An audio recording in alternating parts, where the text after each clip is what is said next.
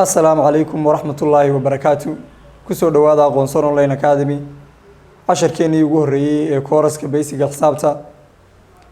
عشر كينن waxaynu ku baran doonaa ama baynu ku eegi doonaa qiimo rugeedka waxa loo yaqaano place value xisaabtu sideedaba waxay ku tacalluqdaa ama ay ka kooban tahay tirooyin iyo operations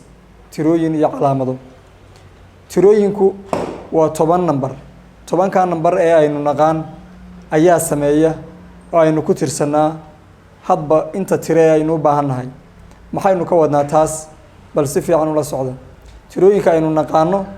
waxa weeyaan waa 10 number oo inooga bilaabma 0 1 2 3 4 5 6 7 8 9 bes 10ka number ka bilaabma eber ilaa 9 ayaa tirooyinka dhammaan tirooyinka aynu isticmaalnaa intaas un bay ka kooban yihiin marka casharkeenan qiimo rugeedka ama place value waxaanu ku eegaynaa tiradu markay saa tahay godka koowaad bay taal tiradu markay sidaa tahay waxay taala godka koowaad imika hadii aan 4 qoro 4 wuxuu yaalaa godka koowaad marka waxa leeyahay waa ones qiimaha godku yaala waa ones ama waa koowaad godka koowaad buu yaal hadii aynu raacino afartii aynu barbar dhigno 3 iminka waxa weeye afartii waxay noo taalaa godka tobnaad ama godka 10ka lagu tirsado oo godka labaad waxa loo yaqaanaa tennis ama tobnaad aynu afkeena ku sheegno tobnaad buu noqonaya sidaas la mida hadii aynu doonayno inaynu hadii god saddexaad lagu daro oo laga dhigo 1 4 3 gaasi 1 kaasi wuxuu inoo yaalaa godka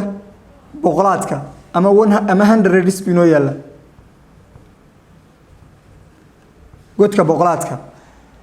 markasto oo aynu durugno god waxa inoo durkaya hal qiimo rugeed hadii aynu imika afartii aynu isticmaalayna ku noqono oo aynu 4 5 3 waxay inoo noqonaysaa taasi godkaasi wuxuu yaala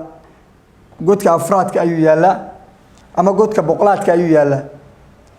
afartaasi waxay inoo taalaa godka boqolaadka afartaasina waxay inoo taalaa godka tobnaadka afartaasina waxay inoo taalaa godka koowaadka waxaynu eegaynaa maxaa laga wadaa godka tobnaadka iyo godka boqolaadka iyo godka afraadka bal hadaynu taa tusaale u soo qaadano 450 iyo 3 baa loo akhriyaa afartii waxa lagu akhriyaa 450 iyo 3 afartaasi markay halka ku jirto hadaynu fidino oo expanded form qorno ama habka fidinta hadaynu qorno waxa inoo noqonaysaa 400 taa hadaynu fidino waxa inoo noqonaysaa iyaduna 50 taa hadaynu soo fidinana waxa inoo noqonaysaa 3 bal haduu fiirso hadii inta la isku soo daro 3 5 4 inteena hore inoo soo noqonaysaa marka afartu waxa inoo taalaa godka boqolaadka shantu waxa inoo taalaa godka tobnaadka wata 50 inoo noqotay saddexduna waxa inoo taalaa godka koowaadka oo wata inoo noqotay 3 qiimo rugeedka tirooyinka aynu isticmaalno waa 9ka tiro walbana waxa loo eegayaa hadhow halkay taalo qiimaha ay leedahay wuxuu sheegayaa godka ay ku jirto ama positionka ay taalo shanta imika marka la eegayo de shan loo eegi maayo konton bay ka turjumaysaa sababtoo waxay ku jirtaa godka tobnaadka afartaas waxay ka turjumaysaa 400 bay ka turjumaysaa sababtoo waxay taalaa godka saddexaad ee boqolaadka godadka ka sii dambeeya maxay noqonayaan godadka ka sii dambeeya hadaynu god kale ku sii darratan waxay inoo noqonayaan ka ku xiga waxa loo yaqaan thousands ama kumaad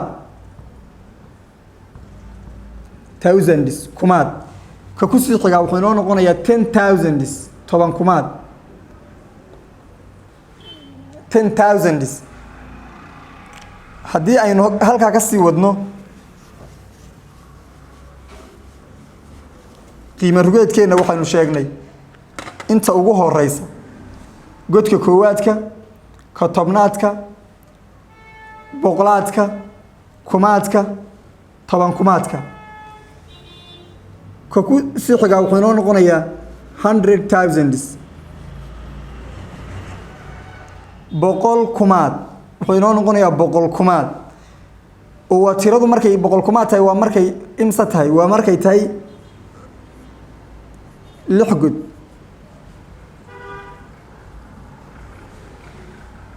kaasi saynu hore usoo sheegnay ones tenis hundreds thousands 10,000s 100,000s godka toddobaad ee aynu ku joojinayno qiimo rugaadkeenani waa godka u dambeeya oo noqonayo millions waxaynu eegnay markaa maanta inagu 7 god 7 god marka 7 number qorto oo isbarbar yaala macnaheedu waxa weeyaan million baad gaadhay oo godka u dambeeya wuxuu yaalaa millions godka milyanaad ayuu yaalaa ama godka milyanaadka qiimihiisu yahay qiimo rugeedkii haddaynu revision ku soo sameeyno intaynu haddeer soo sheegnay 9 number aynu isticmaalno oo 0 ku jiro ayaa 10 inoo ah 10ka number markaynu habayno amaba aynu tiro ku tirsanayno god walba qiimo leeyahay godka koowaad ones ayaa loo yaqaan qiimaha koowaad buu leeyahay godka labaad waxa weeyaan waa tobnaad oo qiimihiisu waxa weeyaan wixii 10 baa lagu sheegaa godka saddexaad hadii la gaarana 100 baa la gaaray oo tiro kasta oo godka saddexaad taala 100 baa la raacinayaa hadii ka afraad la gaarana waxa weeye kumaad baa la raacinayaa godka wixii gala waxa la raacinayaa kun sidaas oo kale ilaa godka toddobaad oo milyan laga gaarayo casharkeena qaybteena casharkan kamid ah halkaas aynu ku eegaynaa wassalaamu calaykum waraxmatullaahi wabarakaatuh